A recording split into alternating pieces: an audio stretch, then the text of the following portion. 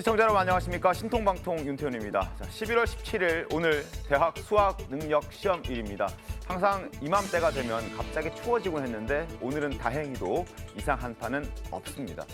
지금쯤이면 1교시 시험이 한창 진행 중일 텐데요. 수험생 여러분 그동안 준비해왔던 실력 유감없이 발휘하시고 홀가분하게 시험장 빠져나오길 바라겠습니다. 아침 신문 만나보겠습니다. 조선일보입니다. 마침내 하나가 됐다. 대한민국 태극전사들의 소식입니다. 손흥민 선수가 캡틴 손흥민 선수가 합류하면서 이제 벤투호가 26명 함께 모여서 첫 훈련을 했다고 합니다. 마스크를 쓰고 있는 손흥민 선수의 모습도 사진으로 포착이 됐는데 일단 마스크는 소속 구단인 토트넘이 특별 제작했다고 하고요.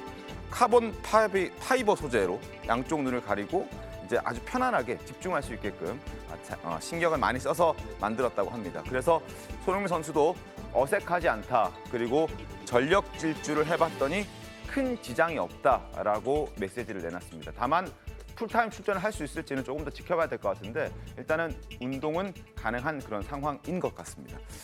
자, 두 번째 신문은 서울신문입니다. 노웅래 정진상 타깃으로 지금 검찰 수사가 투트랙 야권을 향하고 있습니다. 신문 열어보겠습니다. 일단 정진상 실장의 구속영장 청구가 됐다는 건 이미 알려져 있는 내용이고 그리고 뇌물 혐의를 받고 있는 혐의로 인해서 노웅래 의원의 사무실과 그리고 자택 등등에 대한 압수수색이 어제 전격적으로 진행됐습니다. 노웅래 의원은 사업가 박모 씨로부터 태양광 사업 등 관련 청탁의 대가로 6천만 원을 수수한 혐의를 받고 있고 검찰은 노 의원이 2020년 8월 전당대회 출마 당시 이 6천만 원으로 정치자금으로 사용했다라고 보고 있는 것 같습니다. 그리고 금전 전달 상황이 담긴 녹음 파일, 물증도 박 씨에게서 검찰은 확보한 것으로 전해지고 있습니다. 잠시 후에 자세하게 따져보겠습니다. 세 번째 신문은 중앙일보입니다. 자, 윤 깎고 이 늘리고 입맛대로 예산. 지금 예산을 논의를 하고 있는데 예결위가 거의 매일 열리다시피 하고 있는데요. 윤석열 정부의 핵심 정책과 관련된 예산은 깎고 그리고 이재명 대표의 사업과 관련된 예산은 늘리는 이런 거야의 행태를 비판하고 있는 기사입니다. 내년 예산안 심사에서 여러 논란들이 나오고 있는데 민주당이 수적 우위를 바탕으로 대통령실 관련 사업이나 현 정부 핵심 정책 예산 삭감에 돌입했다. 그리고 민주당이 이에 그치지 않고 이 대표가 강조하고 있는 사업의 증액을 추진하면서 국민의힘은 퍼주기라는 역공세를 취하고 있다. 합의가 만약에 안 되면 12월 2일까지인데요. 이때까지도 합의가 안 되면 준예산이라는 걸 또 해야 되는 복잡한 상황이 됐습니다. 한번 상황을 좀 지켜보겠습니다. 마지막 신문은 서울신문입니다. 큰손 빈살만 100조 보따리를 들고 오늘 새벽 한국에 도착했습니다. 오늘 방한했고 윤석열 대통령과 아마 오찬도 하고 회담도 할 것으로 보여집니다. 700조 네옴시티 공장 건설을 논의하러 그리고 정부와 민간 기업 21건 MOU 체결할 예정입니다. 100조 정도를 우리나라에서 이제 투자를 받고 이렇게 할 수 있는 상황이 될 것 같은데 어떤 결과들이 나올지 한번 지켜보겠습니다. 아침 신문 만나봤습니다. 패널들 소개해드리겠습니다. 반갑습니다. 자, 사우디의 실질적인 통치자 그리고 빈살만 왕세자가 오늘 새벽 한국에 도착했습니다. 빈살만 왕세자 서울공항에서 곧장 숙소인 롯데호텔로 이동을 했습니다. 지금 보시는 모습입니다. 경찰차들의 호송을 오토바이 호송을 받고 검정색 고급 승용차들이 줄줄이 지금 롯데호텔로 입장하고 있는 모습을 보고 있습니다. 빈살만 100조 보따리를 한국에 풀기 위해서 왔다고 합니다. 그리고 롯데호텔 객실을 400개나 예약을 했고요. 2,200만 원짜리 스위트룸도 지금 예약을 해서 심지어 롯데호텔 측에서는 수십억 원을 들여서 빈살만의 요구대로 리모델링까지 했다고 합니다. 2,200억, 숙소값만 2,200억을 쓰기로 했다고 하는군요. 대단하다는 생각도 듭니다. 자, 빈살만 어떤 사람인지 인물을 한번 소개해드리겠습니다. 세계 최고 갑부 사우디의 왕세자 빈살만이 방한했습니다. 별명이 미스터 에브리싱입니다. 모든 게 가능한 남자라는 뜻이죠. 부럽다는 생각도 듭니다. 그리고 2조 달러, 재산이 2조 달러, 약 2,638조 원으로 추정되고 있습니다. 두바이 왕자 만수르보다 재산이 10배 이상 많다고 합니다. 오늘부터 1박 2일 일정으로 방한했고요. 윤석열 대통령과 회담도 하고 오찬도 잡혀 있습니다. 그리고 이재용, 최태원, 정의선 회장 등 주요 8대 기업과 함께 만날 예정도 잡혀 있는 그런 상황입니다. 자, 장미 변호사님, 네. 일단 한국에 방문한 이유가 있겠죠? 어떤 그렇습니다. 이유로 제가 잠깐 설명을 드리겠습니다. 좀 구체적으로 말씀해 주시죠. 투자 협약을 유치하기 위해서인데 네. 지금 사우디에서 계획 중인 네옴시티 프로젝트라는 게 있습니다. 거기에 들어가는 예산만도 우리나라 돈으로 663조 정도, 5천억 달러거든요. 네. 굉장히 대규모의 신도시 프로젝트가 가동 중이기 때문에 거기에 어떤 인프라를 구축할 한국 기업들 그리고 한국 측과 협의를 하기 위해서 오는 것입니다. 한국 측에서 이 투자를 할 예상 투자 협약 규모만도 한 수십조 원에 이르지 않겠느냐라는 생각이 드는데 네. 특히 이번 방안이 의미가 있는 게 빈살만 이 왕세자 같은 경우에는 원래는 존재감이 좀 없었다라고 합니다. 그런데 친부가 2015년에 국왕으로 즉위를 하면서 바로 최연소 국방장관이 됐고요. 지금 이 네옴시티 프로젝트도 본인이 총괄적으로 좀 키를 쥐고 주관하고 있는 상황이기 때문에 네. 우리나라의 기업들과 접촉을 해서 실제로 굉장히 많은 큰 수익을 올릴 수 있을 것이다. 이런 전망이 나오고 있는 상황입니다. 알겠습니다. 말씀드린 대로 오늘 윤석열 대통령과 회담과 오찬이 예정돼 있고 이재용 회장을 포함해서 재계 총수들과도 만날 예정입니다. 그리고 이미 사실 사전에 장관급들에서는 어느 정도 실무적으로 협의가 다 끝난 상황 아닙니까? 네, 그렇습니다. 지금 사실 증시가 좀 침체돼 있는데 네. 이번에 빈살만 왕세자가 오면서 네옴시티 관련주가 들썩이고 있어요. 그만큼 이 얼마나 투자협이 이루어지느냐가 관심이 있겠고요. 네. 사실 많은 부분에 대해서 이미 협약이 어느 정도는 지금 물밑 작업이 되고 있는 것으로 보입니다. 왜냐하면 벌써 이런 기사가 나왔어요. 뭐 삼성물산하고 포스코가 5조 원 규모의 주택 사업을 뭐 수주 유력하다. 네, 네. 뭐 이런 식의 어떤 기사가 나오는 걸 보면 상당히 지적이 많이 돼 있고 또 한 가지는 이제 2019년도에 네. 이재용 삼성전자 당시는 부회장이었죠. 네. 부회장이 주도를 해서 5대 그 총수들과 승지원에서 밤에 만났습니다. 근데 이번에는 어떤 형식으로 만날까? 어느 범위까지 만날까? 그리고 여기에서 어떤 이야기가 나눌까? 이게 또 굉장히 관심거리예요. 알겠습니다. 자, 오늘 오후에 재계 총수들은 만난다고 합니다. 어떤 내용들이 나올지 또 살펴보고 저희가 내일 아침에 따끈따끈하게 전해드리겠습니다. 다음 이슈 가겠습니다. 최근에 SNS를 접겠다던 조국 전 법무부 장관이 유튜브에 출연했습니다. 미국에서는 무능도 탄핵이 가능하다라고 얘기를 했습니다. 신문 보겠습니다. 저는 이제 한 명의 증인으로 돌아갑니다.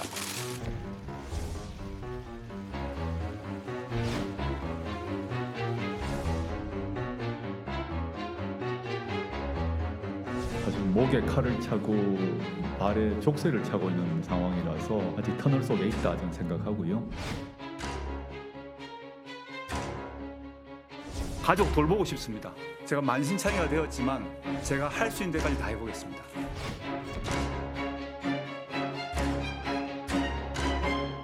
한국 부동산 가격이 폭락하고 있는데 이것이 윤석열 정부가 특정한 정책을 펼쳐서 이루어진 것은 아니지 않습니까?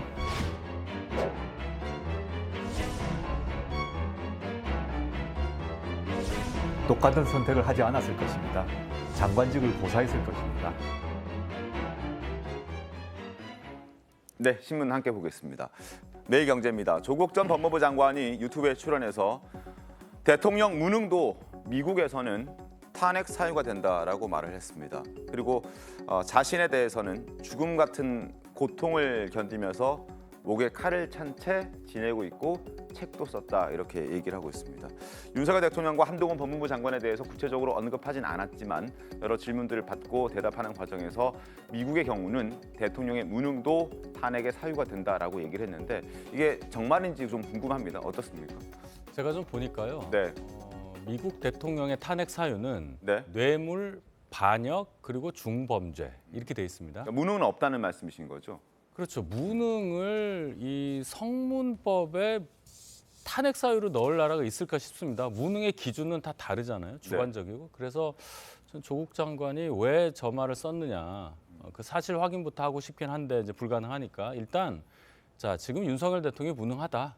미국 같았으면 탄핵인데 우리는 그 규정이 없으니 뭐 안타깝다. 이 정도 얘기하고 싶었던 것 같아요. 그 얘기는 결국은 계속 말씀드리지만은 이번 대선 결과에 대한 어떤 마음으로의 승복이 안 되고 있는 상태에서 네. 그 지지층을 향한 어떤 또 강력한 메시지를 내고자 하는 그런 마음이 큰 거죠. 저렇게 이제 간접적으로 돌려서 이 정권에 대한 비난을 하고자 하는 그런 어떤 수사법이라고 봅니다. 네. 조국 전 장관의 말씀을 들어보면 지금 인고의 세월을 보내는 거 아니겠습니까? 얼마나 힘든 고통의 시기를 견디고 있나 그를 통해서 좀 읽을 수가 있는데 미국의 이제 정치 분석가들의 얘기를 들어보면요, 네. 클린턴을 만들었던 책략가라고 하는 딕 모리스가 대중이 싫어하는 세 가지를 얘기를 합니다. 첫 번째가 극단이고요, 두 번째가 분열이고, 세 번째가 무능력입니다. 그래서 대중이 정치 지도자, 정치 리더에 대한 평가의 기준을 볼 때 첫 번째가 극단주의자들이 가장 대중들이 싫어한다는 거죠. 마지막에 최고의 정점은 뭐냐면 결국 국민의 삶을 책임지고 나라를 어떻게 이끌어갈 건가 청사진을 그리지 못하는 무능력한 자를 대통령이라든가 정치 지도자들에 대해서 가장 강력한 심판을 한다는 겁니다. 그러니까 민주주의라고 하는 것은 국민이 참여를 통해서 네. 대표를 뽑는 거 아니겠습니까? 그 대표가 책임을 지는 건데 무능력하다고 했을 경우에 결국은 그 탄핵이란 요구가 여러 가지 정치적으로 해석이 가능한 건데 지금의 현재의 탄핵의 의미만이 아니라 정치적인 판단을 했을 경우에 선거에서 다음 선거에서 총선이라든가 대선에서 충분히 정치적 심판, 판결을 할 수 있다는 의미 아니겠습니까? 그런 의미로도 또 해석이 가능한 거기 때문에 법적인 어떤 탄핵 문제뿐만 아니라 우리가 얘기하는 민주주의의 선거 과정에서의 정치적 심판도 의미가 있는 것이기 때문에 그렇게 또 해석도 가능하다고 봅니다. 알겠습니다. 조국 전 법무부 장관, 한동훈 장관에 관련된 질문에 대해서는 언급하지 않았습니다. 말을 아꼈습니다.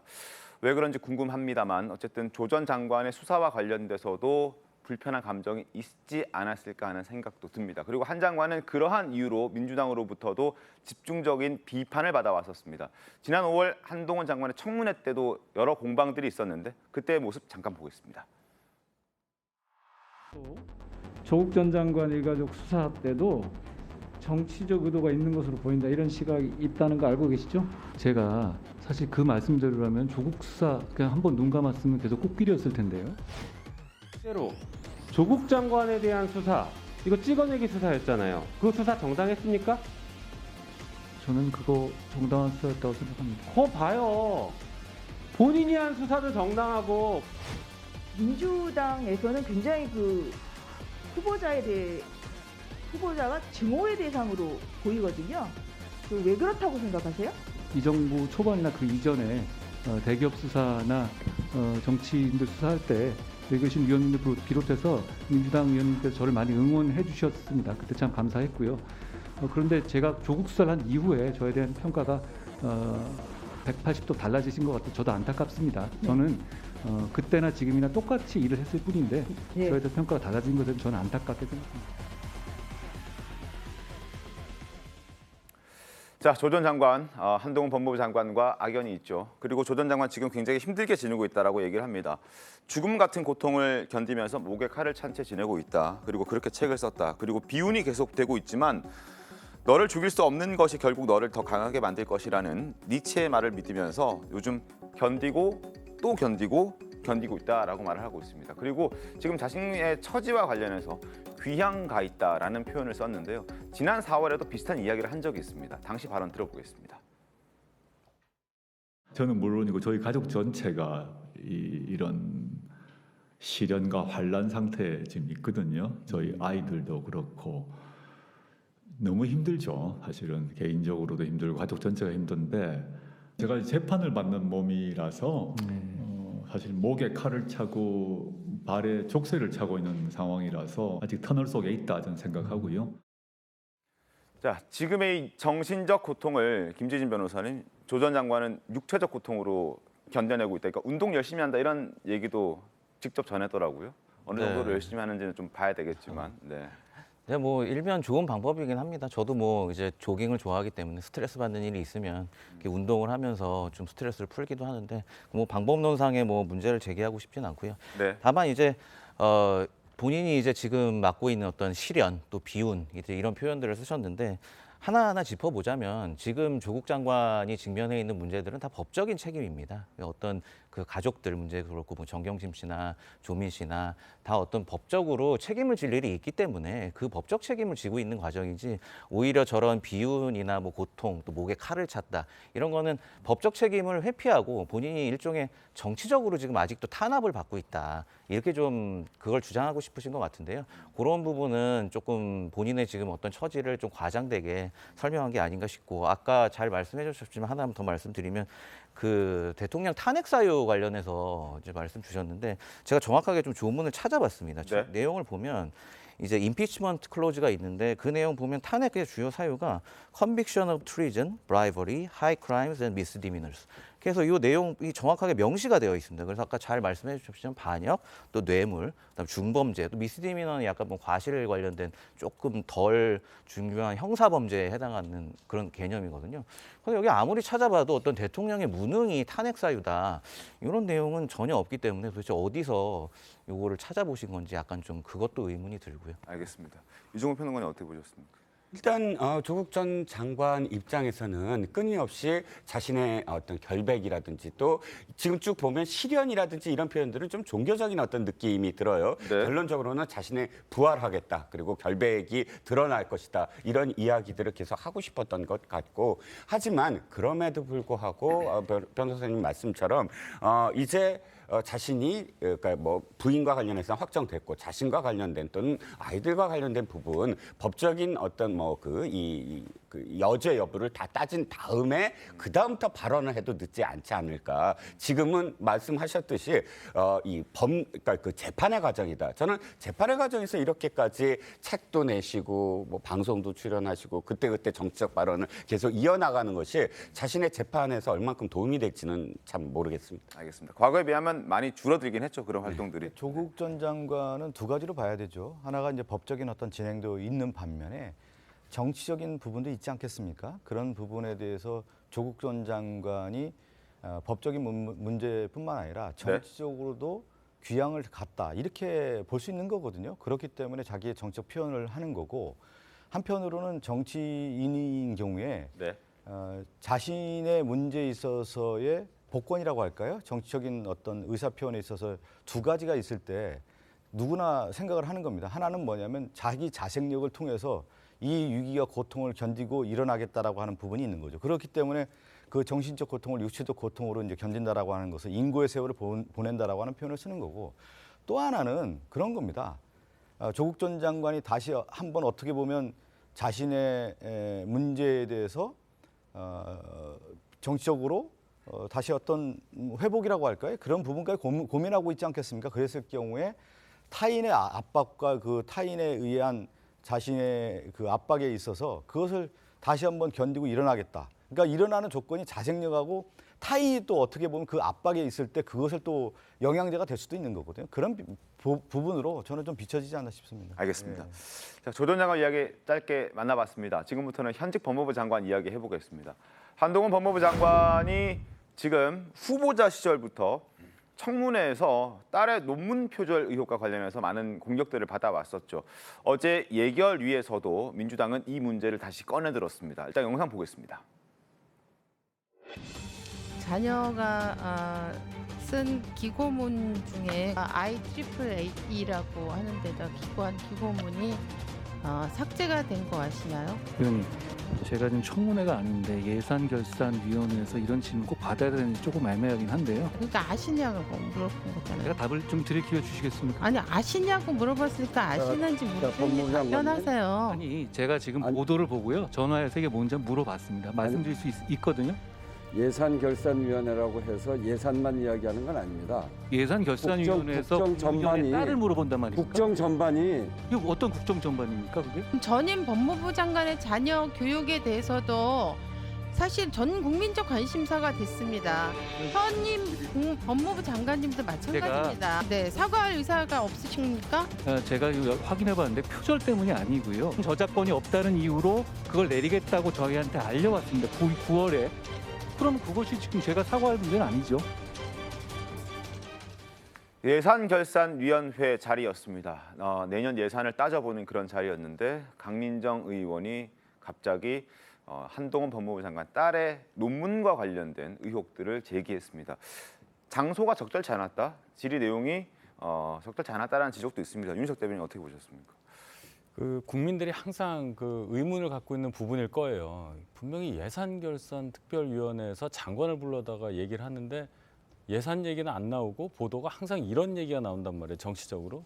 근데 우원식 위원장이 얘기를 했죠. 뭐 예산 얘기만 꼭 하는 거 아니다. 뭐 그럴 수 있습니다. 근데 한동훈 장관 얘기가 맞잖아요. 여기서 한동훈 장관 자녀 얘기, 그것도 굉장히 뭐 아주 지엽적인 부분에 대해서 한정해서 얘기를 하니까 한동훈 장관이 이게 국정 전반과 무슨 관련이 있냐고 얘기를 했잖아요.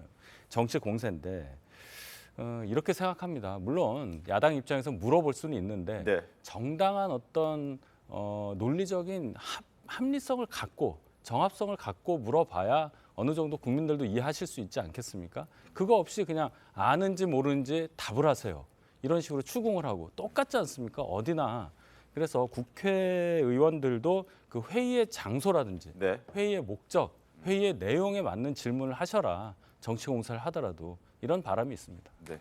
예결위에서 현안과 관련해서 좀 다루는 게 관례이기도 하고요. 이게 새롭게 드러났던 부분이 보도로 알려졌기 때문입니다. 한동훈 장관의 딸이 청문회 때도 굉장히 표절 의혹이 많이 있었는데 이게 뭐 형사적으로나 뭐 정치적으로 말끔히 해소됐다는 인상을 남기진 못했습니다.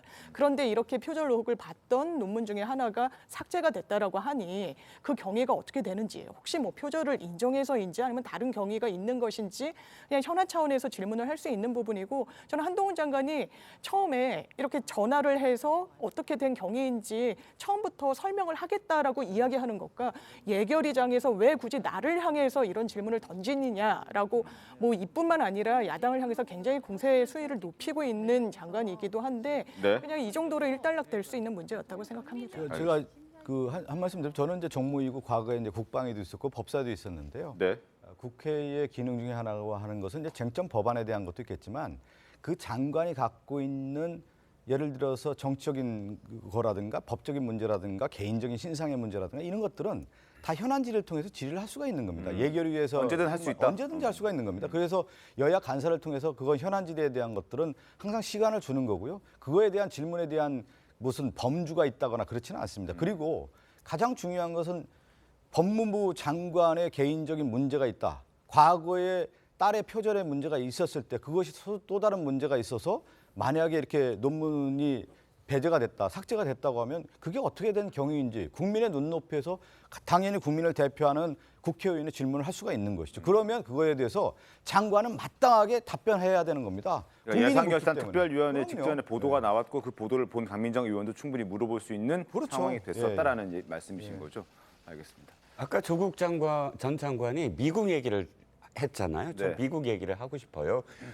이 국회 입법부가 가장 큰 권한 중에 하나가 지금 예산에 대한 심의입니다. 이건 네. 재정민주주의의 가장 근본이 되는 것이고요. 미국은 어떻게 합니까? 수개월 동안 사실 예산 심의를 해요. 3월부터 시작을 합니다. 그래서 근데 미국에 견줘서 우리는 얼마나 하죠? 한 달도 없어요. 거의 20일여 만에 그냥 뚝딱 하고 여야 물밑 협상으로 끝납니다. 저는 어느 당이 야당이냐 여당이냐를 떠나서, 물론 지금의 여당도 이 야당 시절에 이 예산 결산 특별위원회에서 장관들 이렇게 질문했습니다. 인정합니다. 하지만 앞으로는 그러지 말아야죠. 미국은 철저하게 분리됩니다. 예산 국회에서 무슨 뭐 청문회 같이 개인적인 그러니까 그 도덕성 뭐 자질 이거 질문 안 합니다. 왜? 예산이 그만큼 중요하기 때문이죠. 그러면 필요하다면 청문회 열거나 또 다른 어떤 그 상임위를 열거나 거기서 질문을 해야죠. 20일도 안 되는 그런 짧은 그런 기간 동안 얼마나 심의할 게 많습니까? 그런데 각각의 장관들 도덕성까지 이렇게 따진다면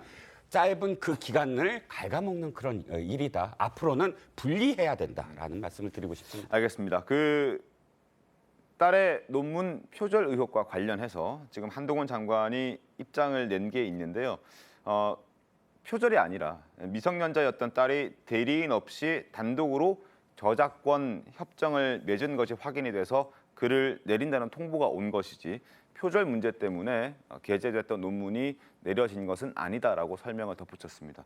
한동훈 장관의 입장까지 말씀을 드렸고, 그리고 지난달 24일에 김의겸 의원의 의혹 제기로 불거졌던 이른바 청담동 술자리 논란 계속 이어지고 있는데요.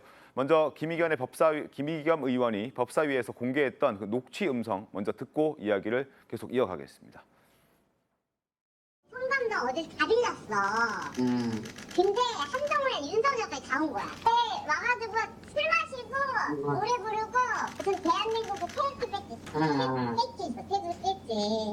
그거 가가지고. 아니 경호원들도 있었을 거 아니야. 경호원들 다 있었지. 아니 한동훈은 먼저 왔어. 아니 그래도 우리 장관님 오셨으니까 클래식으로 조용한 거. 그래서 그래서 뭐 그러면 제가 뭐 하겠다고 해서 하여튼 아무거 좋대. 그냥 노래 부르더라. 한정훈이? 노래를 불러? 떨어지고 막 그러다가 이제 또 도약이 들어오십니다가 이러는 거야. 동백은 사실 그거 하는데 자기도 연주해달래. 윤석열이? 자, 이 의혹이 불거졌고요. 그리고 한동훈 장관은 이건 가짜 뉴스다라고 얘기하면서 민주당과 김의겸 의원 측에게 사과를 요구하고 있습니다. 그러나 아직 사과는 없는 상태입니다. 더불어민주당의 지도부죠. 장경태 최고위원이 어떻게 얘기인지 들어보겠습니다.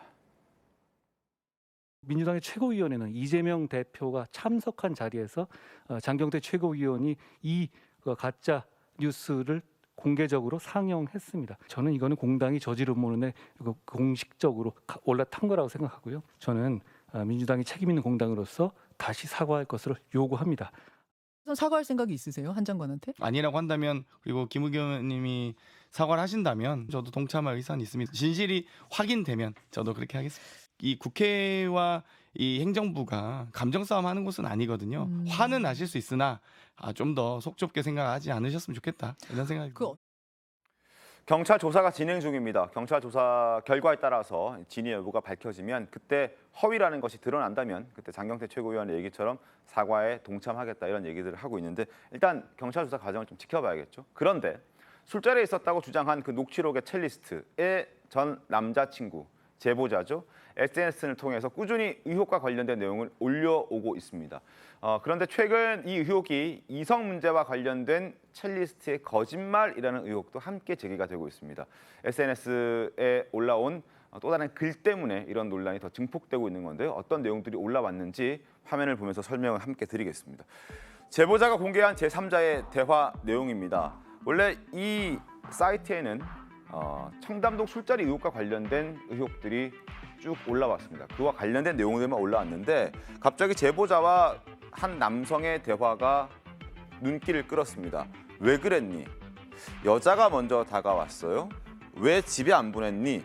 술에 취해서 그리고 남자친구가 있는지 몰랐습니다. 이렇게 얘기를 합니다. 자, 장미 변호사님. 네. 뭔가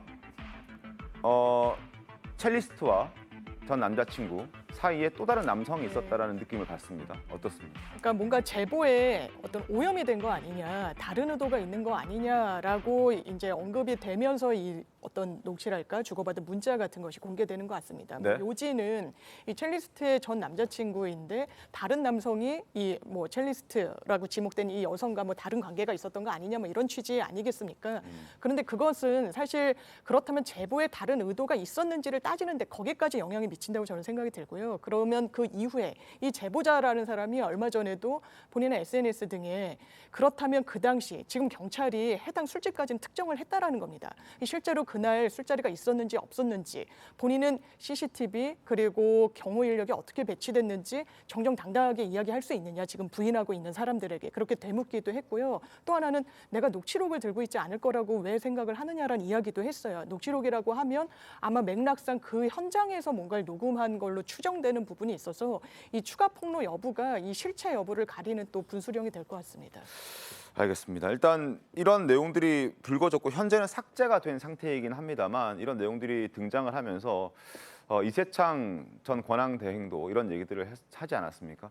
첼리스트가 자신의 어떤 잘못을 숨기기 위해서 전 남자친구에게 거짓을 얘기했을 수 있다. 그렇게 자신은 의심을 하고 있다라고 얘기를 했는데, 실제로 이런 대화들이 등장을 하면서 그의 말에 좀 더 믿음이 실리는 그런 분위기이기도 하고요. 최근에 첼리스트를 조사하지는 아직 경찰은 못했지만 주변인들을 조사했을 때 상당히 경찰은 적어도 지금까지 조사 결과를 봤을 때 허위의 가능성에 좀 무게를 두고 있다는 보도도 최근 나오기도 했습니다.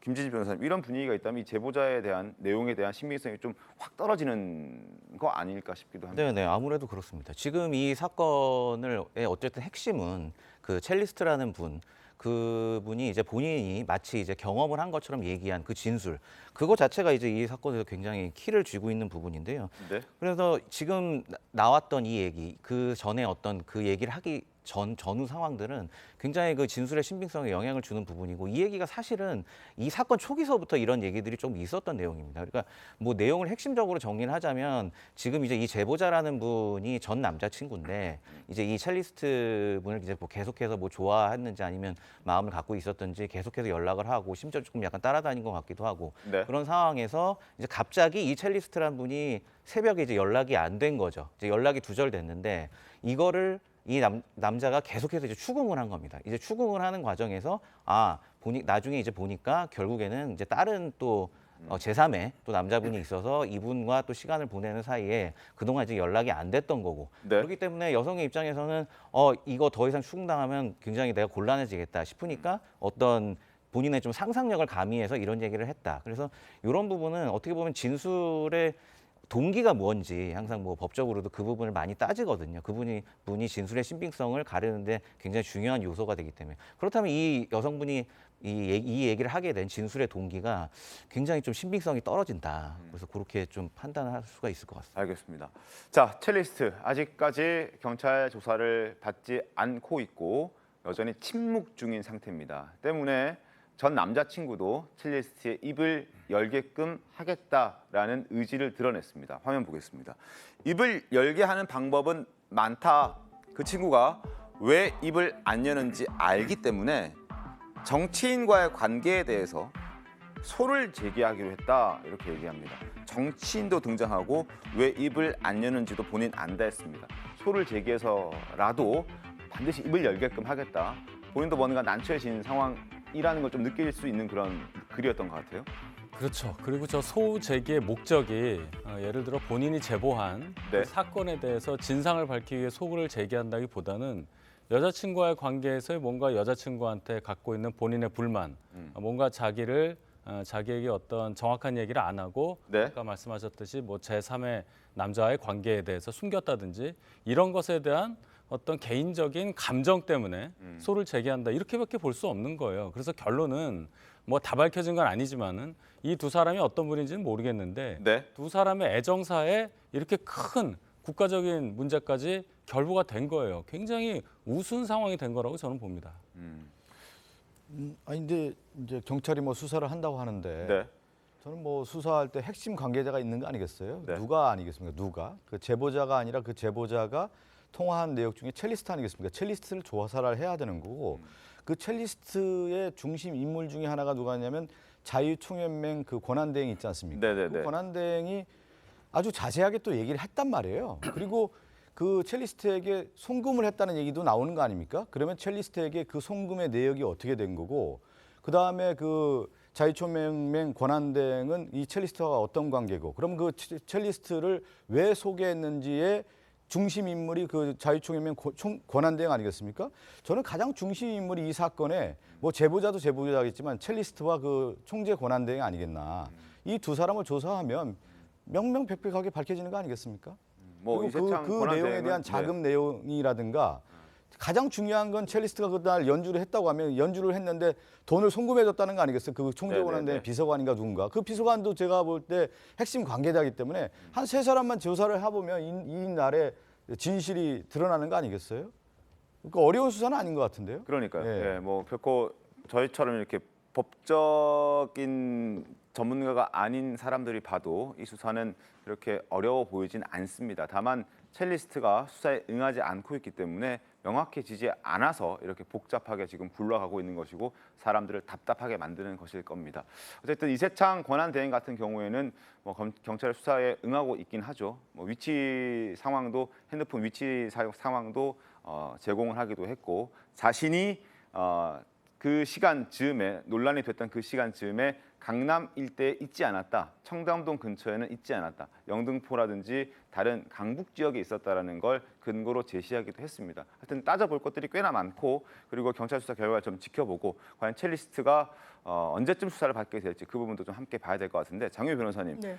강제할 방법은 없습니까? 지금 참고인 신분이긴 한데 뭐 신분을 좀 네. 전환한다든지 해서 강제로 수사할 방법은 그러니까요. 없어요. 참고인을 강제로 소환할 방도는 없고요. 그리고 말을 하고 싶어 하지 않는 상황을 말을 하게끔 할 수 있는 수단도 법적으로는 없습니까? 없는데 다만 네. 말씀 주신 것처럼 피의자 지위가 된다라고 네. 하면 지금 혐의의 대상자가 되지 않겠습니까? 네. 이 제보자에 따르면 원래는 전 여자친구가 같이 이 부분을 공론화하자라고 했다. 뭐 이런 이야기도 하고 있어요. 그래서 만약 명예훼손의 의도가 있었다라고 하면 피의자 신분을 가질 수도 있고요. 그렇다면 이게 허위에 의한 명예훼손인지 아니면 사실 적시에 의한 명예훼손인지는 당연히 가려야 됩니다. 형이 다르기 때문에.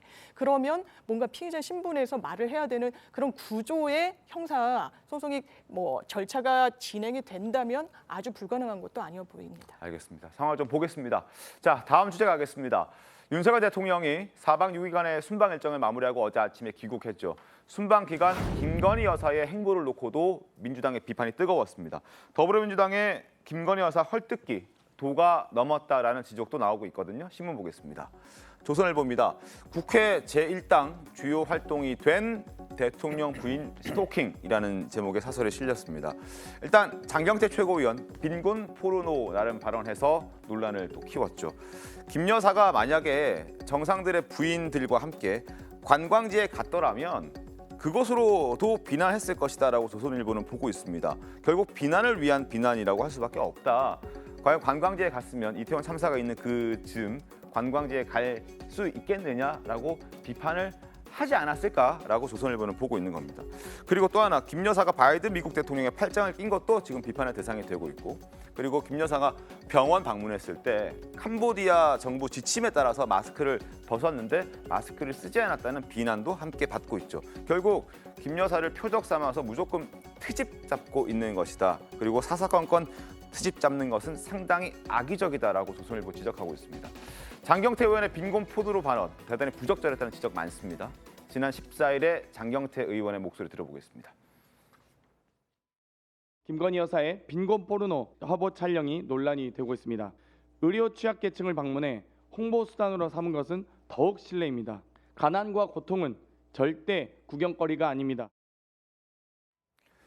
자, 해당 발언 이후에 국민의힘은 장경태 의원이 인간이기를 포기한 것 같다라고 비난했고 국회 윤리위에 제소까지 했습니다. 그리고 국민의힘 여성 의원들은 장경태 의원 발언이 여성 혐오에 해당한다. 장경태 의원의 사퇴를 촉구하는 성명까지 발표했습니다. 목소리 확인해 보겠습니다. 부처님 눈으로 보이면 다 부처님 같아 보이고 돼지 눈으로 보면 다 돼지 같아 보인다고 했던가. 여성 혐오와 아동 비하로 휴머니즘 파괴의 이런 저주와 타락의 장경태는 즉시 국회의원직을 사퇴하라. 사전에 있는 말이다 이 말이거든요. 그런데 다 아시다시피 이재명 대표께서 형수 욕을 하는데 그 욕도 다 사전에 나와 있습니다. 사전에 안 나오는 단어는 없습니다. 자, 장 의원은 일단 사퇴는 뭐 당연히 할 생각은 없고 사과도 아직은 할 생각이 없어 보입니다. 장 의원의 목소리도 듣겠습니다. 본인들이 미담이라고 주장하는데 셀프 미담은 미담이 아니죠. 김건희 여사께서 어떻게 이해하고 계신지 만약 불쾌감을 느끼셨다면 예. 저도 유감 표명을 고려할 수는 있으나 제3자들이 자꾸 이렇게 뭐 본인들이 불쾌했다고 주장하고 있는 거잖아요. 이 단어 자체가 충분히 사전적 또 여러 학술적 용어이기 때문에 그리고 김건희 여사에 대한 비판이 만약 제소 요건이었다면 거기에 대해서는 절대 사과할 의사가 없습니다. 김건희 여사도 가만히 있는데 왜 제3자들이 이렇게 나보고 사과하라고 그러냐 이렇게 일단 버티고는 있습니다. 그러나 이제 빈곤 포르노라는 그 단어 자체가 좀 자극적인 건 뭐 부인할 수 없는 것 같다는 생각도 드는데 어떻게 보십니까? 일단 뭐 좀 논쟁을 하나씩 좀 분리해 보죠. 빈곤 포르노라는 말이 있느냐 없느냐. 있습니다. 네. 있긴 있죠. 예를 들자면 우리가 이 방송에서 가끔 보는 공영 그 광고 있지 않습니까? 시민단체라든지 혹은 그 아동들의 도움을 주는 어떤 그런 단체들이 그 실제 아동들을 등장시켜서 이렇게 지금 힘듭니다. 도와주세요 하는 그 광고들에서 바로 그 빈곤 포르노란 말이 쓰였었습니다. 빈곤 마케팅 또는 빈곤 포르노. 왜냐하면 당사자들을 실제로 모델로 썼던 거예요. 그러니까 이 당사자들에게 사실상 어떤 또 제2의 어떤 이 아픔을 주게 만드는 거 아니냐 해서 이제는 대역이 그걸 대신하거든요. 이런 상황 속에서 썼던 말인 건 맞습니다. 하지만 어떤 말이건 간에 상황이 가장 중요하고 그 당시의 상황을 어떻게 이해하느냐에 대한 부분이 결정적으로 그 말이 적절하게 쓰였느냐 안 쓰였느냐를 가늠하지 않겠습니까? 지금 이 상황은 어떤 상황이었냐면 우리나라 의사가 캄보디아에 가서 아동들과 관련돼서 그렇게 봉사활동을 열심히 의료활동을 하는데 첫날 갔을 때 한 아이가 참석을 못한 거예요. 아파갖고. 그런데 그게 참 이 섭섭해했다, 이 아이가. 이 말을 의사가 대통령실에 전하자 그 말을 전해들은 김건희 여사가 그렇다면 내가 이 프로그램을 안 가서라도 가서 한번 안아주겠다 해서 이루어진 일이거든요. 그리고 결과적으로는 우리나라의 독지가들이 저 사진을 보고 이 아이를 어떻게 한국으로 데려와서 살려보겠다라는 성원이 지금 답지하고 있습니다. 이렇다면 이게 과연 비판을 받을 포르노라는 말까지 동원하면서 비판을 받을 상황인가? 빈곤을 굳이 마케팅한 것인가? 이렇게 저는 묻고 싶어요. 결과가 일단 선한 영향력으로 나왔고 과정도 스스로 했다기보단 의사가 요청을 한 것이고 이런 전반적인 정황으로 봤을 때 이 말이 여기에 쓰이는 건 부적절했다라고 사실 장 의원도 인정을 하면 어떨까 싶습니다. 알겠습니다. 좀 기다려보죠. 어떻게 될지. 그리고 빈곤 포르노 이 발언 이후에 장 의원의 과거 모습이 다시 또 소환이 됐습니다.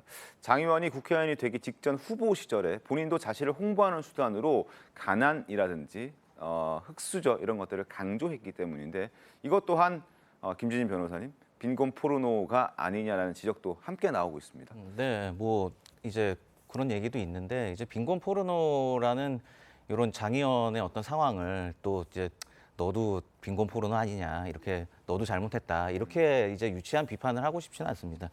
더군다나 저는 개인적으로 장 의원을 잘 모르지만 이제 어쨌든 청년 의원으로서 이제 열심히 의정 활동도 하시고 이런 걸로 저는 그렇게 알고 있는데 그래서 굳이 그런 발언을 또 비판하고 싶지는 않고요.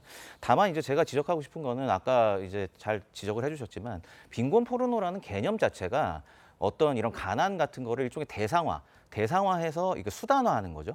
수단화해서 어떤 경제적인 이득을 얻으려는 행위, 요걸 이제 빈곤 포르노라고 그런 개념 정의를 하고 있거든요. 그러니까 지금 보면 이제 김건희 여사의 이런 이런 행보를 보면 어떻게 보면 굉장히 자발적이고 어떤 봉사 정신에 입각해서 행한 일이기 때문에 이게 기본적으로 빈곤 포르노란 개념하고 전혀 맞지 않고요. 그러니까 이 개념 자체를 잘못 쓴 거고 두 번째로는 그렇다면 이걸 왜 썼냐, 빈곤 포르노라는 개념을 왜 썼냐 생각을 해보면 그냥 소위 포르노라는 그 단어, 그 단어가 가지고 있는 어떤 자극적인 그런 느낌이 있지 않습니까? 그런 자극적인 느낌을 굉장히 악의적으로 맞지 않는 상황에 적용해서 그냥 일방적으로 깎아내리기 위한 목적으로 그런 자극적인 단어를 사용한 게 아닌가. 그래서 저는 이게 더 좀 약간 어떻게 보면 좀 비열한 행위라고 보이고 오전에 보니까 진중권 평론가도 이제 사설을 하나 썼던데 아까 조선일보 사설도 마찬가지지만 지금 김건희 여사의 행보에 관해서 그냥 모든 게 다 마음에 안 드는 것 같아요. 모든 게 다 마음에 안 들어서 그냥 하나하나 비판거리로 삼고 있는 것 같고 진중권 평론가 말이나 제 말이나 비슷한데 좀 적당히 해야 될 상황이 아닌가 그런 생각이 듭니다. 알겠습니다. 자, 여론이 그렇게 썩 좋지는 않은 것 같습니다. 그리고 장 의원의 그 후보 시절 촬영된 영상 앞서도 말씀을 제가 드렸지만 후보 시절에 자신을 홍보했던 수단이 가난이었고 흑수저였습니다. 그리고 당시에는 장 의원을 지지하는 댓글들이 굉장히 많았습니다.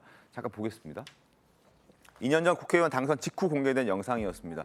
집이 어려워서 2년 늦게 대학에 입학을 했고요. 3시간 듣고 아르바이트도 꽤 많이 했다. 고생을 했다. 어려운 과정을 거쳐서 힘들게 국회의원이 됐다라는 그런 성장 과정을 보면서 많은 사람들이 환호했습니다. 호응했고 가난과 어려움을 아는 정치인이다. 일반적인 국민의 삶을 공감 잘 할 수 있을 것 같다. 이런 정치인이 많아졌으면 좋겠다. 우여곡절이 많으셨네요라고 걱정하는 목소리도 있었습니다. 그러나 그 이후에 빈곤 포르노라는 그 발언 이후에는 비판 여론도 적진 않습니다. 화면 보시죠. 국회의원 후보 시절 누구보다 자신의 빈곤을 팔았던 그런 사람이 남을 비난할 자격이 되느냐, 그리고 이런 단어들이 별거 있느냐, 빈곤을 이용해서 감성팔이하면 그것 또한 적절치 않다라는 지적이고요. 본인 역시 가난을 사용하지 않았느냐라는 지적도 나오고 있습니다. 장윤 변호사님 어떻습니까? 일단 그 조선일보 사설에서도 이런 문장이 나옵니다. 국민 대부분이 김건희 여사의 행보에 부정적인 식견을 갖고 있다는 거예요. 견해를. 왜 그럴까요? 네네, 그 견해는 저도 지금 봤습니다. 짚어주셨지만 타인의 고통, 질환 이런 것을 전시하는 것처럼 본인의 어떤 수단으로 활용하지 말라는 게 그 장경태 의원이 쓴 단어에 담겨 있는 겁니다. 그게 핵심인 겁니다. 그렇다면 저는 그 장소에 간 걸 비판하고 싶지 않습니다. 그 네. 아이를 만난 것이 공격받아서는 안 되겠죠. 그런데 기자들에게 공개된 이 언론에 노출된 사진 등을 보면 이 아이의 모습이 굉장히 또렷하게 나오죠. 저는 그건 부적절하다고 생각합니다. 국내에서도 한 정치인이 장애인을 만나러 가서는 기자들 앞에서 막 목욕을 시키고 이래서 굉장히 비난을 받은 적이 있었습니다. 얼굴을 가려줬어야 된다. 예, 그런 부분도 있고 그렇다면 뭐 마스크를 쓰지 않은 게 캄보디아의 어떤 정책에 부응한다라고 하는데 기본적으로 심장 질환이 있는 아이라는 거 아니겠습니까? 우리나라에서도 기저질환이 있다라고 평가받아서 굉장히 취약할 수밖에 없습니다. 그런 거에 대한 세심한 배려는 과연 있었는가?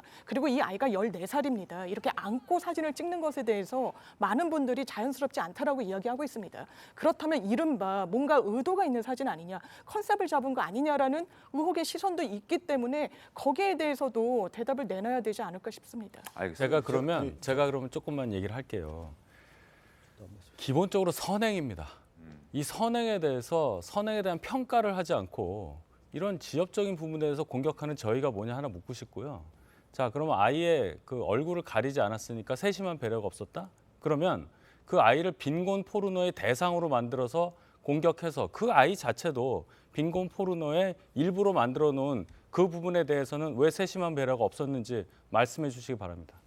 저는 이런 얘기를 꼭 드리고 싶어요. 그 윤석열 대통령이 이번에 4박 6일 동안 아세안 또 G20 정상회담을 하지 않았습니까? 그러면 오늘 정도 되면은 외교 성과에 대한 얘기를 해야 되는 겁니다. 어떤 외교를 했고 우리가 외교라는 것은 어떤 겁니까? 불가능한 것을 가능하게 만드는 게 외교란 말이에요. 정말 업적들을 만들어내는 과정들이 있어야 되는 거란 말이에요. 근데 왜 지금 우리가 김건희 여사를 얘기하게 됩니까? 김건희 여사가 과한 행동을 하는 거예요. 과거의 대선 과정에서도 김건희 여사의 그 행위에 대해서 상당히 질타가 많았지 않았습니까? 그러다 보니까 김건희 여사 기자회견을 통해서 대통령이 된 이후에도 조용한 행보를 하겠다, 이런 약속을 하지 않았습니까? 그런데 오늘 이번에 순방뿐만 아니라 윤석열 대통령의 외교 활동 이후에 항상 나오는 얘기가 뭡니까? 윤석열 대통령의 외교는 하나도 보이지 않고 김건희 여사만 보이는 거 아니겠습니까? 그랬을 경우에는 과한 겁니다. 오늘 이 방송에서 이 주제를 다루는 것 자체가 김건희 여사의 행동 자체가 과했기 때문에 계속 나오는 거고, 언론에서 논평까지 나오는 거예요. 사설까지 나오는 거예요. 그래서 저는 무슨 얘기를 하냐면 권력의 힘이라는 것은 어디에서 나오냐면 자제와 절제에서 나오는 거예요. 특히 김건희 여사가 앞으로 이런 외교 활동 무대에 있었다고 하면은 좀 더 자제하고 절제하는 모습이 있을 경우에 윤석열 대통령이 더 빛나게 해준다. 이렇게 저는 말씀을 꼭 드리고 싶어요. 알겠습니다. 자제하고 절제, 뭐 제 개인적인 생각이 있긴 합니다만 그걸 이 자리에서 밝히진 않겠습니다. 그리고 하나 좀 더 지켜보고 질문을 다른 분께 좀 드리도록 하겠습니다. 일단 야당에서는 여러 지적들을 하고 있죠. 지금 빈곤 포르노 비판도 했지만 김건희 여사가 바이든 대통령의 팔짱 낀 것 가지고도 문제를 삼고 있는데요. 고민정 최고위원의 일단 목소리 듣고 이야기를 좀 이어가겠습니다. 김건희 여사께서 바이든 대통령의 팔짱을 친분을 과시하고 혹은 뭔가 좀 그 윤활유의 역할을 하고자 의도는 하셨을지 모르겠으나 사적인 자리가 아니잖아요. 조금 더 공적 마인드가 있었더라면 그렇게 안 하지 않았을까. 저도 사실 조금 불편하긴 하더라고요. 자, 고민정 의원이 저렇게 얘기를 했습니다. 그런데 이제 국민의힘에서도 비판의 목소리를 내고 있죠. 김정숙 여사도 과거 마크롱 대통령이랑 팔짱 끼지 않았느냐 이런 지적들이 나옵니다. 허은하 의원의 목소리인데요. 공적 공간에서 공개적으로 자랑했지만 지금은 불편하다는 주장을 두고 누가 합당하다고 생각하겠느냐. 내가 했던 걸 남이 하니까 그냥 믿고 어깃장 놓는다는 생각 아니겠느냐 이런 얘기합니다. 누워서 침을 뱉으면 자기 얼굴로 떨어진다라는 얘기도 하네요. 어떻습니까? 일단 아까 그 아이 얘기 하나만 덧붙일게요. 네네, 그러세요. 레이건 대통령이 우리나라에 방한했을 때 일입니다. 그때 당시에 낸시 레이건 여사가 우리나라의 아픈 아이를 찾아가서 안았어요. 그 다음에 어떻게 했죠? 미국으로 돌아갈 때 데리고 갔습니다. 그 당시만 하더라도 우리나라가 이렇게 이 병 치료가 쉽지 않아서 미국으로 막 보내던 그런 시절이었어요. 80년대였고요. 그래서 데리고 가서 고쳤습니다. 이게 어떻게 됐죠? 미담이었어요. 우리나라에서 그러면 이거 창피한 일이야라고 얘기했나요? 우리 어린이들이 이렇게 미국에 이렇게 가야 돼? 우리가 스스로 하면 안 돼? 이런 목소리 나왔나요? 그거 굉장히 칭송했어요. 그런데 왜 김건희 여사는 가서 이렇게 좋은 결과를 냈는데 비난을 받아야 되죠? 전 이해가 가지 않고요. 역시 지금 이 팔짱 문제도 그렇습니다. 돌이켜보면 김건희 여사에 대한 비판이 있을 때마다 소환되는 분이 있어요. 김정숙 여사입니다. 아마 앞으로도 계속 그럴 겁니다. 무슨 일이 있을 때마다 전에 걸 찾아갖고 이러지 않았느냐. 그런데 또 고민정 의원이 거기에 대해서 이렇게 얘기하더군요. 차원이 다르다? 뭐가 다르다. 어쨌든 김정숙 여사가 한 팔짱은 다르다. 그럴까요? 과연? 우리가 한 건 무엇이든지 다 선하고 상대가 한 건 무엇이든지 악이다. 이건 정치가 아니라 종교라는 생각이 듭니다. 그래서 여러 패널 분들께서 그러시지만 이제 좀 지켜보는 것이 하나의 어떤 방향이 되지 않을까. 결정적으로 나라의 돈을 유용했다거나 친인척을 동원해서 경계를 넘는 그런 어떤 이익을 줬다거나 이런 일이 아닌 바에는 캄보디아에서도 지금 무슨 항의라는 거 아니잖아요. 그 프로그램에 11명을 초청을 했는데 6명이 안 갔어요. 네, 다 갔던 건 아니었습니다. 예, 5명밖에 안 갔어요. 배우자 프로그램에. 예, 배우자 프로그램. 그런데 왜 김건희 여사만 안 갔다고 또 비난을 받아야 되는지도 모르겠고요. 그래서 지금 박성준 의원이 잘 말씀하셨습니다. 성과에 대해서 얘기하자고요. 이제 그만 스토킹을 했으면 좋겠다는 생각입니다. 알겠습니다. 이제 민주당에서 지적을 하니까 그 얘기를 안 할 수가 없는 상황이 됐고 결국 성과를 얘기할 수 있는 공간이 좀 줄어드는 것 아니냐. 그러니까 이제는 성과를 얘기할 수 있게끔 김건희 여사에 대한 어떤 비판을 좀 자제했으면 어떨까 하는 그런 의견을 주셨다라고 생각을 하겠습니다. 그리고 저희가 지금부터는 검찰 상황을 좀 짚어드릴 텐데요. 어제 노웅래 의원 사무실에 발칵 뒤집혔습니다. 검찰이 압수수색을 나왔다고 합니다. 어떻게 된 일인지 일단 영상을 보고 이야기를 이어가겠습니다.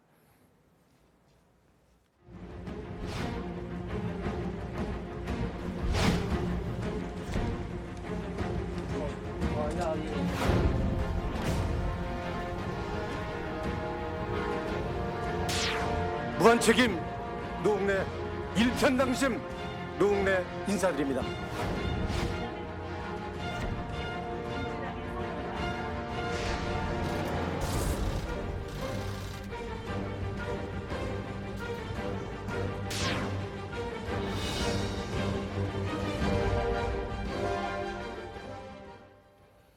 자, 노웅래 민주당 의원이 사선 의원입니다. 압수수색 당했습니다. 일단 뇌물수수 혐의입니다. 2020년 8월 전당대회를 앞두고 사업가 박모 씨로부터 6천만 원을 받은 그런 혐의고 그 돈은 정치 자금으로 쓰여진 것이다라고 검찰은 의심을 하고 있습니다.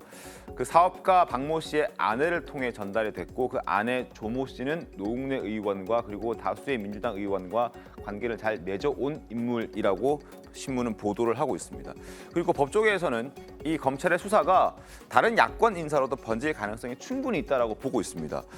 이정근 전 부총장이 나는 유력 정치인인 비민주당 의원 측근이고 또 C 대통령실 비서실장과도 친하다라고 얘기를 하면서 문재인 정부의 핵심 인사들과 친분을 과시하면서 그걸 이용해서 어떤 로비나 청탁을 했다, 돈도 요구했다라고 공소장에 적시가 되어 있는데 이 노웅래 의원 같은 경우에는 이 공소장에 적시가 되어 있는 인물은 아니었습니다. 결국 노웅래 의원을 포함해서 이정근 전 사무부총장의 수사를 시작으로 다른 민주당 의원들에게도 혹은 문재인 전 대통령 측근들에게도 검찰의 수사가 갈 수 있다. 이런 얘기들을 조선일보는 보도하고 있습니다.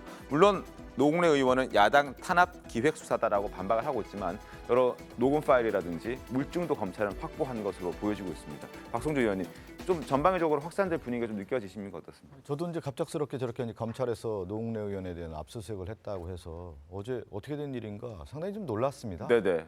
네, 알고 봤더니 지금 얘기한 것처럼 이정근 전 서초위원장 조사 과정에서 여러 이제 인물들이 거론이 됐었는데 특히 이정근 위원장 공소장에 노웅래 의원은 얘기도 없었단 말이에요. 그런데 사업가 박씨라는 사람의 어떤 진술 하나를 가지고 네. 지금 검찰의 수사를 보면 확실한 물증이라든가 어떤 근거, 맥락이 있어서 조사를 하는 게 아니고 어떤 뭐 제보라고 해야 되나요? 어떤 당사자의 진술이 하나 있다고 하면 바로 그냥 압수수색 들어가는 모습이란 말이에요. 그럼 저는 이해가 되지 않는 게 그런 맥락이 있어야 되고 그 수사에 대한 어떤 기본이라는 게 분명히 있는 건데 저렇게 무조건 치고 들어온다고 했을 경우에 누가 받아들일 수가 있겠습니까? 당연히 야당 탄압으로밖에 받아들일 수밖에 없는 거고 전형적으로 기획수사라고 하는 측면에서 노웅래 의원이 반발하는 거 아니겠습니까? 당연히 반박할 수밖에 없는 거 아니겠어요? 알겠습니다. 그 노웅래 의원의 압수수색도 있고 그리고 또 하나 큰 검찰의 수사가 있죠. 바로 이재명 대표의 최측근 정진상 실장을 소환 조사했는데 소환 조사한 지 12시간 만에 전격적으로 구속영장을 청구했습니다. 김용 부원장에 이어서 정진상 실장까지 구속 위기에 놓였습니다. 당내 불안감도 굉장히 커지고 있습니다. 이재명 대표는 여전히 말을 아끼고 있습니다. 이 대표의 모습 먼저 보겠습니다. 검찰의 정치 탄압이다 좀 이렇게 보시는 것 같은데 그래서 한 말씀만 좀 부탁드리겠습니다. 정 실장 수사를 통해서 좀 어떻게 밝혀질 수 있다고 보시나요? 이쪽에. 윤희석 대변인님, 일단 어제 제가 신문을 좀 소개해드리면서 검찰이 한두 차례 정도 더 불러서 조사를 하고 난 다음에 영장을 청구하더라도 할 것이라고 제가 말씀드렸는데 전격적으로 청구를 해버렸습니다. 검찰 입장을 보니까 네. 그 조사 과정에서 굉장히 적극적으로 자기는 아니라고 부인을 하고 네. 뭐 대질까지 해달라 이렇게 요구하는 걸 보니 아마도 구속을 하지 않을 경우에 증거인멸 우려가 더 짙다. 그런 차원에서라도 영장 청구를 한다 이렇게 밝혀졌습니다. 네. 이 사법 처리 과정에 대해서 우리가 이제 언론을 통해서 접하고 저를 포함해서 여러 패널 분들이 말씀을 하시는데 그 내부 사정을 모르고 우리가 짐작으로 얘기하는 것은 대단히 위험하다고 봅니다. 검찰도 이유가 있으니까 구속영장을 신청을 하는 거고요. 어디까지나 구속영장을 비롯해서 체포영장 등등등은 법원에서 발부하는 거예요. 법원에서 합리적인 상당성이 인정되지 않은 경우에는 네. 당연히 발부하지 않습니다. 아까 방금 전에 노웅래 의원 압수수색 관련해서도 박성준 의원께서 왜 맥락 없이 이렇게 압수수색부터 하냐 하는데 압수수색을 검찰에서 하고 싶다고 하는 게 아니라 어느 정도 합리적으로 소명이 됐기 때문에 법원에서 그럼 압수수색해도 되겠다 해서 영장을 줘서 법원에 의해서 허가받은 영장을 집행하는 거예요. 그것을 자꾸 검찰이 자의적으로 체포를 한다, 자의적으로 구속을 한다 이렇게 오해받을 수 있게 단계를 건너서 말씀하신 것은 대단히 부적절하다고 말씀드리고 싶습니다. 알겠습니다. 자, 장유미 변호사님, 일단 정진상 실장에 대한 체포영장은 법원이 기각을 했습니다. 네. 이번에 구속영장을 신청을 했습니다. 그리고 난 다음에 아마 내일 영장 실질 심사가 있을 텐데 체포영장 때와는 좀 다를까요? 어떻게 다르죠. 보시나요? 예, 일단 체포영장을 청구했다 기각됐다는 거는 검찰이 조금 무리수를 뒀다라고 객관적으로 진단할 수 있습니다. 기본적으로 체포는 소환에 불응했거나 불응할 우려가 있으면 하는 거죠. 소사를 받겠다라고 본인이 밝히고 예, 있었으니까. 받겠다 그랬고 일정 조율 중에 이제 영장 청구를 했기 때문에 그 부분은 좀 문제가 있어 보이고요.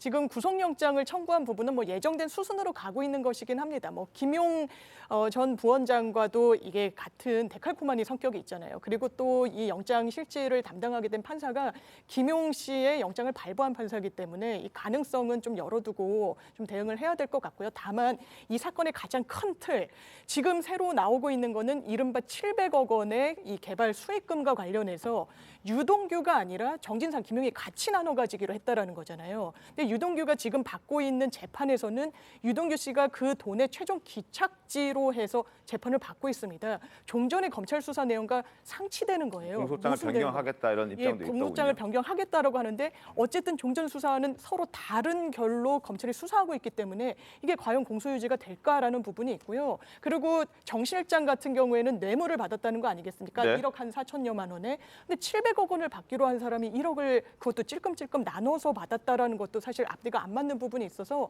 검찰이 좀 메워 나가야 되는 좀 공백이 좀 있는 것 같습니다. 김진일 변호사님 어떤 의견이세요? 네, 근데 이제 형사 재판을 진행하다 보면은 처음에 이제 공소장하고 나중에 이제 공소장이 변경되는 경우가 굉장히 많습니다. 왜냐하면 수사를 계속해서 또 진행을 하고 있기 때문에 또 뭐 추가적인 증거가 나오든지 아니면 추가적인 혐의점이 있다 하면 뭐 공소장을 변경하는 게 사실 법적으로도 맞는 거고요. 그래서 아까 말씀하셨듯이 뭐 유동규에서 지금 여러 사람이 분배한 과정들이 조금 이제 증명하기가 어렵지 않나 말씀하셨지만 실제로 오히려 제가 볼 때는 추가적 더 구체적인 증거가 나왔기 때문에 이거 관련해서는 당사자도 추가하고 그러니까 그러니까 피고인을 추가한 거죠.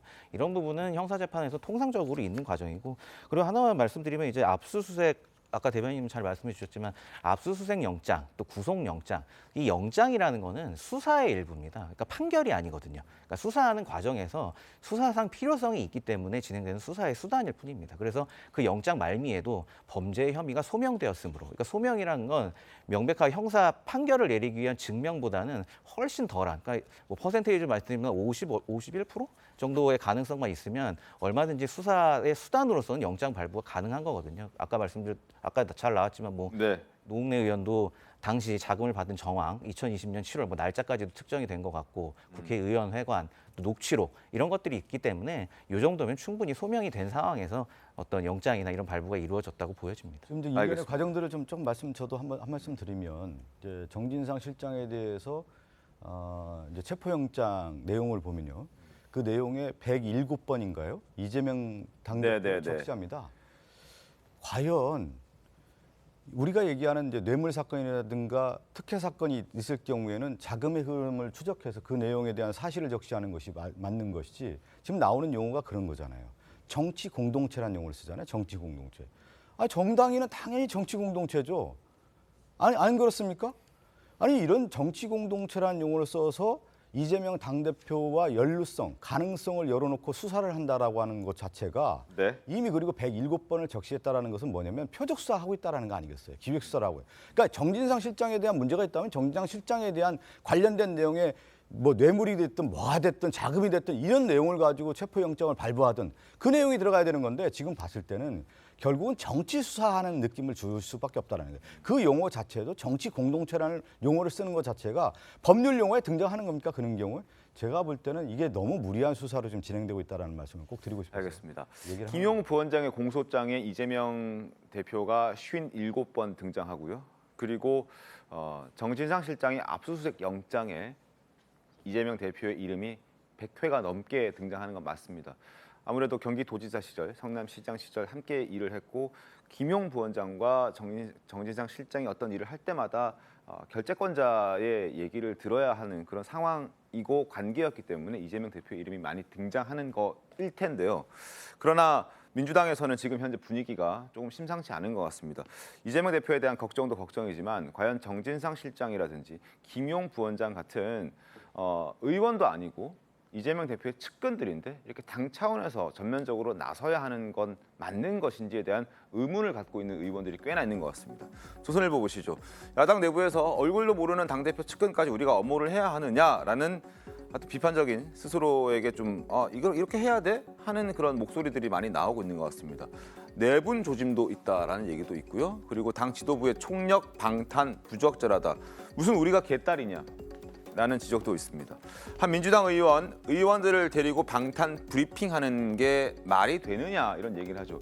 의원총회라든지 여러 의원들을 모아놓을 때 항상 이재명 대표의 사법 리스크에 대해서 어떻게 대응해야 되는지 강의를 한다는 내용도 저희가 전해드린 바가 있습니다. 거기에 대한 불만의 목소리일 테고요. 그리고 우리가 무슨 이재명 대표의 지지자인 개혁의 딸이냐 이런 얘기도 있고 정진상 실장에 대한 영장 만약에 발부가 되면 내부 분열이 가속화될 것이라는 그런 얘기들도 나오고 있습니다. 이중호 평론가님 어떻게 보십니까?